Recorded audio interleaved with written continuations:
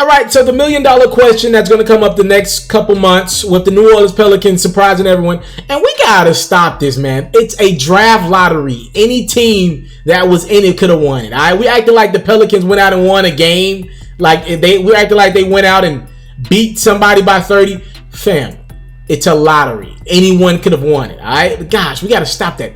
Anywho, the Pelicans won the lottery, and many people didn't expect that. When the Pelicans win the lottery, it changes their situation in, immense proportions. This is a team who had no leverage going into this summer, on the verge of trading probably their most popular player ever. They're definitely their most talented player that they've ever had, in Anthony Davis. They had to trade him this summer, probably. He doesn't want to be there. His position has not changed. He doesn't want to play in New Orleans. He wants to move on with his life, and the next chapter includes playing on a new team. He doesn't want to sign an extension. He's a free agent next summer. The Pelicans know at some point before the February trade deadline, they got to make a move. And more teams will give you more if you decide to trade him this summer. Now, I thought long and hard. First off, let's just get this out of the way. I thought about this, just me being the basketball fanatic that I am. I thought about, was there any scenario that made sense for the Pelicans to trade Anthony Davis and the number 1 pick? Now, listen to what I'm saying. That would be Anthony Davis and pretty much Zion Williamson. Was there any scenario out there in the NBA that made sense? And I couldn't find one. Not even one close. The closest I got, I believe, I thought about Russell Westbrook and Paul George. Because for a trade like that to happen, you got to give me definitely one all-star, another all-star caliber player, and then something else. And I went around the league and I just couldn't find one. I thought about maybe Phoenix. If Phoenix was higher, maybe Booker, Ayton, and then maybe if they had like a top 4 pick. I was just shooting the crap there.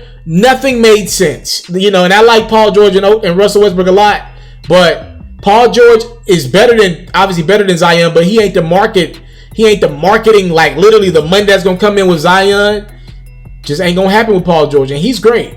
Russell Westbrook, I'd rather have Anthony Davis right now, and Russ is phenomenal. Again, I just rather have Anthony Davis. So with all that being said, you're going to have to trade Anthony Davis separately from this number 1 pick. But you still do have the number 1 pick. So let's just say that number 1 pick converts over to Zion, as expected. Anthony Davis, value is pretty high.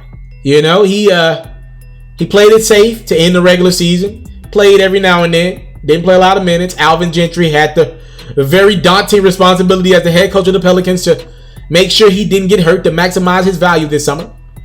And Anthony Davis could either be a Celtic, a Knick, a Laker, or maybe a team comes out of the blue and makes a play at Anthony Davis. So the question is, should the Pelicans still trade Anthony Davis? We'll see.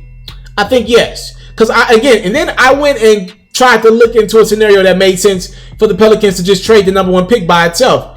I couldn't find one for that either. So you got to draft Zion Williamson no matter what. Meaning, you drafting Zion, you would love to keep Anthony Davis because you're going to lose Julius Randle once you draft Zion. Julius Randle's a poor man, Zion Williamson, right? And Julius gains probably a little more finesse at this point in the game than Zion. Zion can't shoot like Julius Randle can. Look, Julius is a beast. He's becoming a man-child.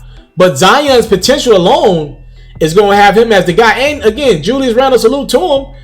Again, the money that Zion's going to bring in. Julius is not the dunker that Zion is. Doesn't have the explosion like Zion. And Julius can get off the ground. Let's make that clear.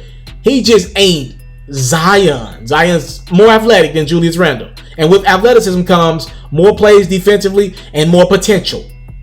So, salute to Julius Randle. He'll be on the move this summer.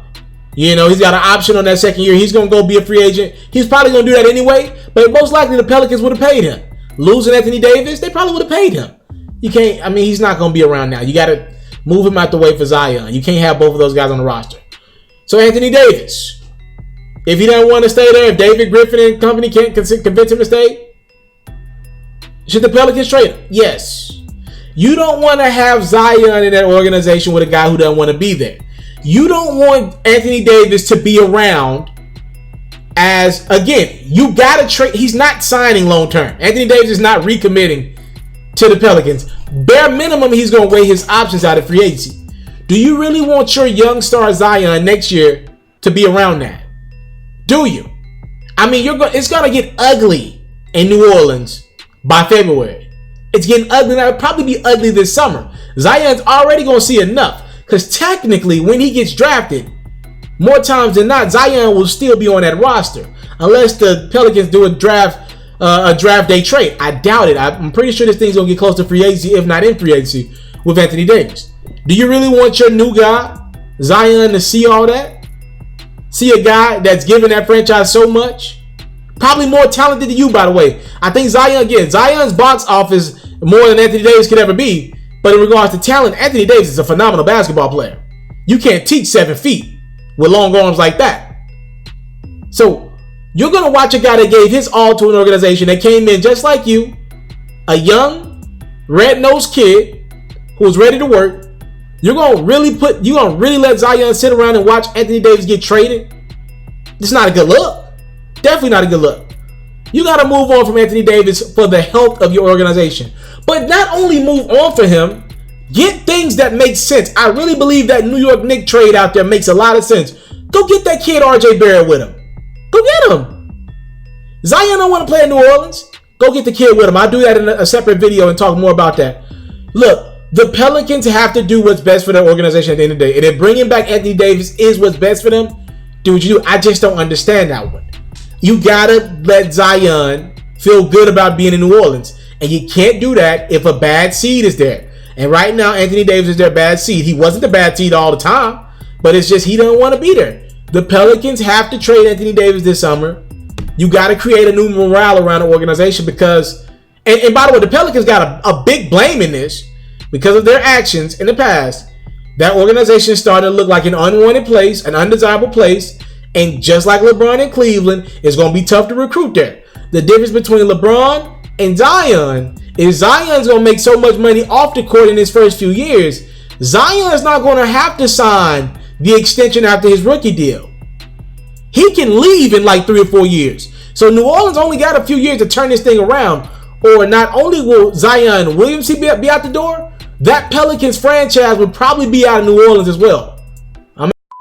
I came from nothing, but I want everything God has for me. I interview celebrities. I talk sports. I still represent the culture. I got the kids. You are now tuned in. Yo, we locked in right now, Mr.Taliaferro. Mr.Taliaferro. Mr.Taliaferro. Mr.Taliaferro. Shout out to Mr.Taliaferro. You're watching Mr.Taliaferro TV. Mr.Taliaferro TV.